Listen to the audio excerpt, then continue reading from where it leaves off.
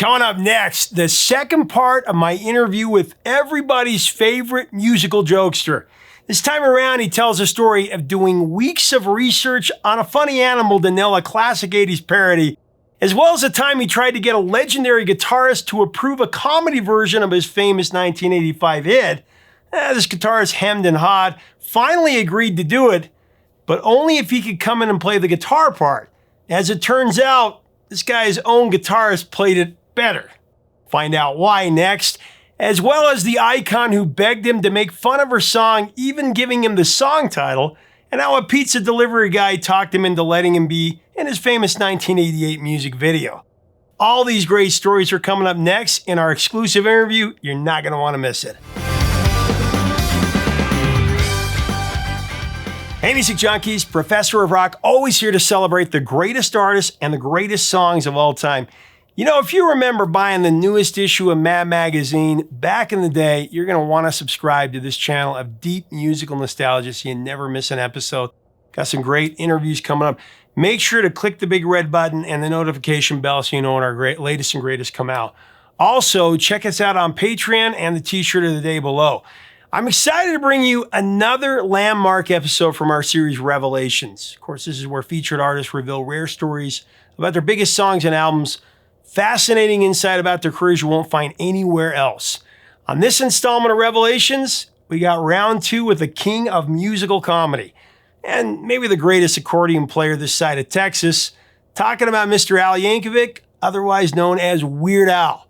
Today he takes us from the mid-'80s to the early '90s with the stories behind his greatest song parodies. Let's get right into it. So jumping into '85, Dare to Be Stupid, number 50, it was a platinum album.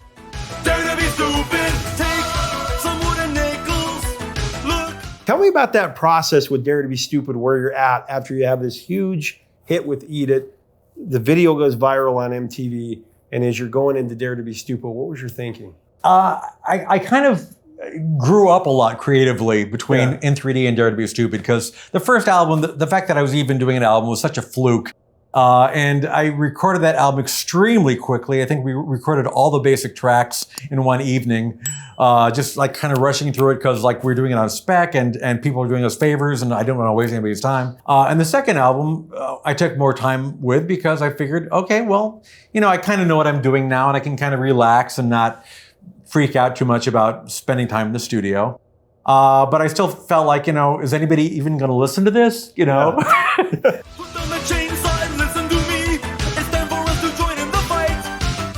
But then Eat It hit, and the In3 album was a huge success, and I kind of knew at that point, oh, people actually care what I do? Okay, I really kind of spent a lot of time. So Dare to Be Stupid was sort of the first album that I did where I was really kind of happy with the production. We really kind of took our time on it and kind of did it right.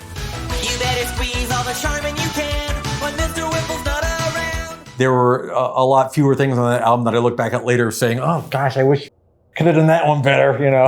I think every artist does that. Yeah. I mean, every time I've done an interview, they're like, I hate the first album, or I hate this mix of it or whatever. But I talked to Jerry from Devo about Dare to Be Stupid. Oh. His reaction was really interesting. He's like, I watched that and I just had regret. I said, why? He said, I wish we'd have done that. I wish we'd have done something cool like that. Like he did, he just nailed it, you know?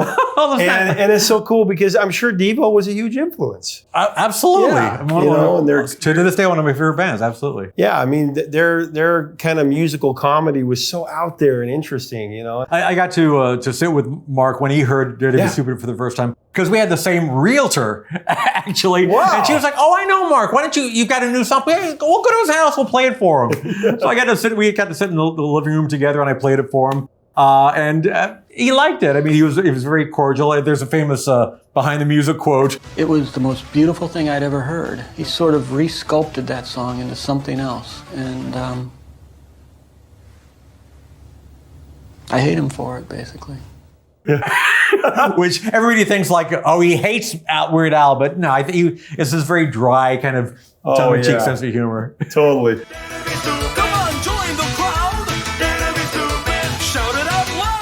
Like a Surgeon, I got to ask about that because you don't, I mean, how many times have people said, oh, you got to do this song, or, you know, because everybody feels that way. Oh, Weird Al should do this parody, whatever. That's the only time really on record where you took an idea for a song, because when Madonna's kind of saying to do it, you probably listen. This anecdote was made its way into a major story arc in the biopic. The story is that Madonna was talking to a friend of hers in New York one day and just happened to wonder aloud, when's Weird Al going to do Like a Surgeon? It wasn't like she wanted me to do it or she was asking me to do it. It's just like, oh, he's probably going to do it eventually, right? Kind of thing. Yeah. But then her friend happened to know my manager, and the word got back to me, and I thought, oh, well, that's a pretty good idea. Let's do it. Like a surgeon. And in the movie, of course, you take some liberties there, but I love how you a few. So I Want a New Duck. I got to ask you about that, because Huey's a friend, and he told me the first time he heard that, he was like, duck? All right, yeah, right on. Yeah, cool. I want a new duck. A mallard, I think. And then he just laughed his head off when the wah, wah, wah, that part.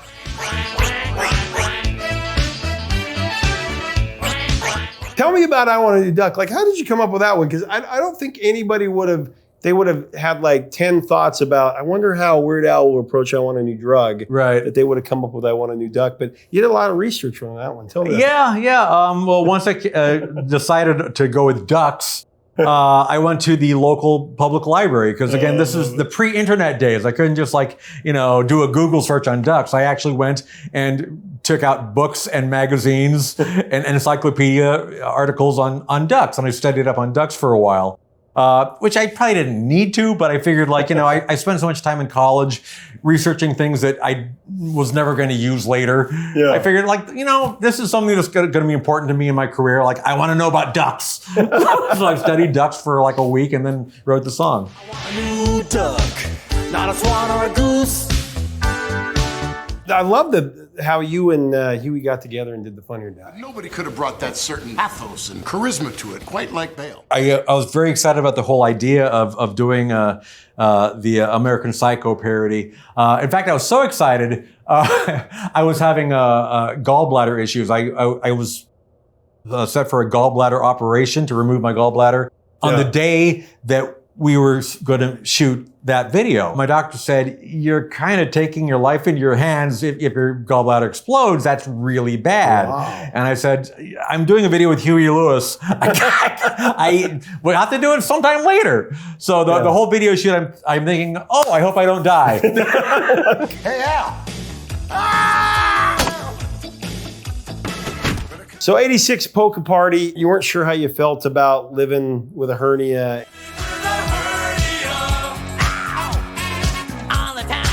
I put out that album when I probably shouldn't have, and it underperformed. And I just thought, okay, well, that's the end of my career. Because I figure that careers have like a bell curve. Like, you start out here, you peak, and okay, now I'm on my way down. So I just kind of resigned to that fact. And I was very, very, very happy when my next album, Even Worse, wound up being my biggest album at the time. Yeah, huge comeback in 1988. And what's so crazy about this, in this moment, you're thinking, oh, that might be the end. And it's so funny how many artists think that. But you have this huge comeback with Even Worse. And got to ask you about Fat, because this was when I was such a fan that I was buying it the day it came out. This was back when, I'm 13 years old, 12, 13 years old, where everything is about music. It's about putting it on the day it comes out, watching MTV, waiting for the new music video. And when this one dropped, it was like Eat It. It had that kind of phenomenon. It was even funnier because, you're 800 pounds and you're bouncing around. And tell me about how Fat came and how you kind of took your first drop and turned it into this huge comeback. We talked earlier about how sometimes I have to really work on ideas. Sometimes it comes spontaneously. Fat was absolutely a spontaneous idea, because I remember I might have been on the road somewhere, but I was in some hotel room watching the world premiere of Bad on MTV. I totally remember that. Watching the world premiere. And I was thinking I've got to do something with the song. I got to do something with the song. And then I see them going through the turnstiles on the subway. And I'm thinking, what if he was so fat he couldn't get through the turnstiles? And they're like, it's got to be Fat, like a sequel to Eat It, and it works so great. Your butt is wide, well, mine is too. Just watch. But you were a little reluctant to do it, as I understand, because you didn't want to go back to for a second helping. Right. Got to use the Right. food reference there. Certainly had that concern because I was even at that time known as like the eat it guy. And it's nice to be known for anything, but you kind of want to diversify if you can and be known for more than one thing other than the guy that does Michael Jackson parodies. But at the same time, it was sort of like, it was one of those ideas that I couldn't not do. Yeah. It was a strong idea. Michael was still, on the top of the world, and I had to do it. When you reach out to Michael, tell me about that one, because I love this story. Not only did he love it, but he bought like 12, yeah. Well, yeah. So we actually shot the Fat video on Michael Jackson's subway set. Now, when he did the original Bad video, that was actually on a New York subway.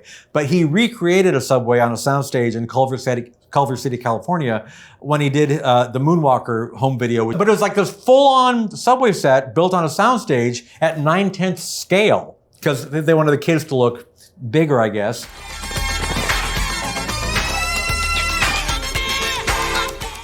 Which was great for us because it made our big people look even bigger. And they were just about to strike the set, to tear the whole thing down. And we found out about it. We said, no, don't strike the set. We like to use it. And they made us a sweetheart deal. They said, as long as you pay for like striking the set when you're done, have fun, go at it. Ham on whole wheat, all right. And then he hears Fat, and he absolutely loved it. And he has such a great sense of humor. I talked to all the people that have worked with him, and they always said that. He was playing pranks. He was always pranking people, calling people up on the phone, doing prank calls, all that kind of stuff. Yeah.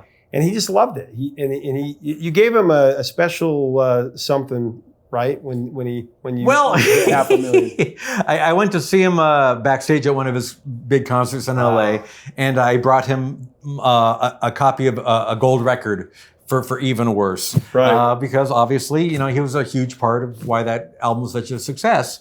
And I presented it to him, and he was very gracious and smiled, and I just imagined that he, got home and just threw it on his pile of gold records. But he could have been nice. He was such a sweet guy. Tell you once again, who's fat? And then he bought 12 copies of Fat for all of his friends. Is that true? I read about that Oh, in an wow. interview where he just I would have said, given it to him. Yeah, he's just laughing. And when it came out, he bought 12 copies of it. But I also love the story about the pizza guy. And I got tell me about that. Yeah, we were casting for the Fat video. And that's the nice thing about living in LA if you're in any kind of film or TV industry. Sure. You can find anybody you want. Anything you're looking for, it's out there. But I think we're having a little bit of trouble finding somebody that was like, plus sized that could also dance. Yeah. And I remember our casting agency was working late one day, and the guy was delivering pizzas, and he was like a big guy. And the casting agency said, "Can you dance?" And he was like, "Yeah." And, "You want to be in a Weird Al video?" And he's in the Weird Al video.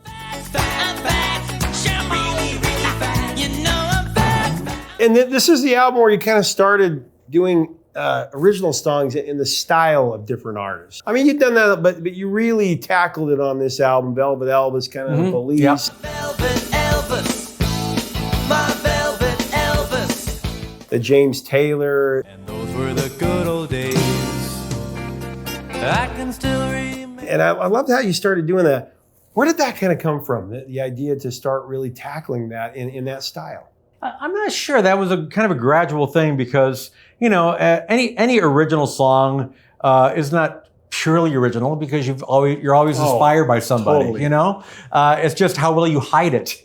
Yeah. So after a few albums, I started hiding it less, and I started deciding, wouldn't it be fun to write a James Taylor song or, write whatever. Beastie Boys, you kind of Yeah, and I would really make it a labor of love because if I was going to really do a tribute to an artist like that, I didn't want to just dash it off like Another One Rides the Bus. I wanted to really I would literally study their entire body of work, and I would make notes, about, they do this kind of chord progression, or this is like a little musical hook they're fond of doing. Yeah. And I just list all the little musical and lyrical idiosyncrasies that they have. And then I study that, and I kind of like mesh that and mold it into some kind of, 3.5 minute pop song. Those were the good old days.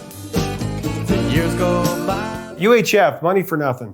I got to ask you, because I love that Mark Knopfler. Tell me about that. Oh, we got permission to do our parody of Money for Nothing, again, using the lyrics to the Beverly Hillbillies. And this is for my movie UHF. Weird Al Yankovic in UHF, the movie. We had done a version where my guitar player had played the guitar part on the track.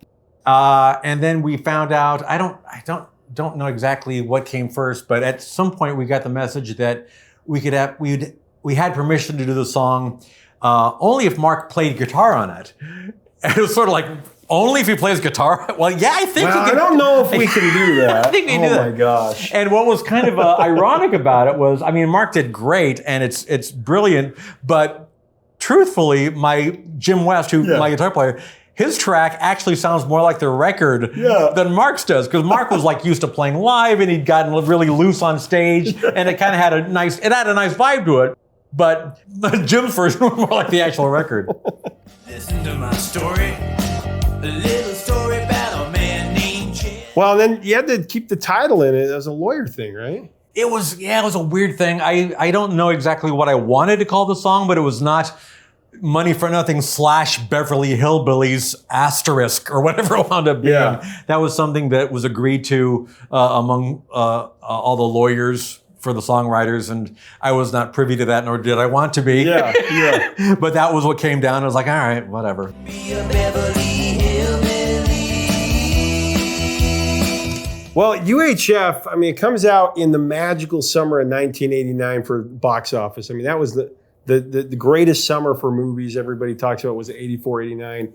And I think what happened is people got through all the movies, and UHF just came out a little bit too late. You have your big movie, and then, it doesn't do so well at the box office. Yeah, it certainly wasn't my choice to put it out in the dead of summer against all those other big movies. Yeah, it was disappointing because the movie tested really well. Orion Pictures did several test screenings, and it got scores as high as the original RoboCop, which for them was like a huge deal. Oh, yeah. And they thought, okay, this is our big summer movie. I was bummed because, they kind of built me up as like their newest movie star. And I thought, from now on, I guess I'll just be doing soundtrack albums because I'll be so busy doing movies, you know? So after the first weekend, when I became a ghost in the studio, in the halls of Orion Pictures, that was a pretty hard and dramatic come down. And it took me a while to kind of get over that emotionally. UHF, it's really cool though, because you don't have a sense of your own history until it happens, but it becomes a huge cult classic later on. And, years later, as many people are talking about it as some of the huge blockbusters and or more so. So UHF, it became this huge cult classic, but 3 years you go by without an album. And as I understand it, you were going to go to the well a third time with Michael Jackson. Tell us about that. That was pure desperation. I was like, please, can I have a career? So, every instinct told me that was a bad idea. And thankfully, Michael Jackson agreed.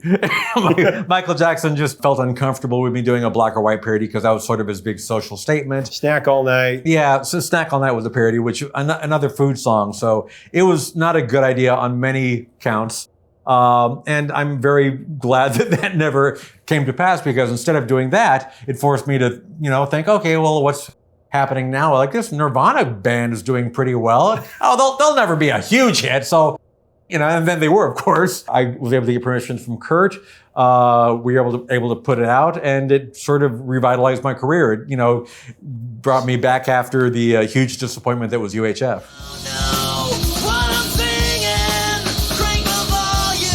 Hey, you can catch Weird Al this coming summer, 2025. It was announced a few weeks back. He's playing shows across the U.S. and Toronto. Click on the link below to get tickets, or you can get it right up here at this link. It's a can't miss. Weird Al in concert is amazing. Thanks so much for watching. Leave us a comment about Weird Al and all of these parody songs. What are your memories of them? What do you think that Weird Al should have covered in the 80s and 90s but didn't? And share some of your parody ideas. I always love to do that. So my friends and I used to pass that back and forth. If you like our content, if you like the channel, we would invite you to subscribe. We'd love to have you. Check out the t-shirt of the day, 80stees.com. And until next time, 3 chords and the truth, my friends.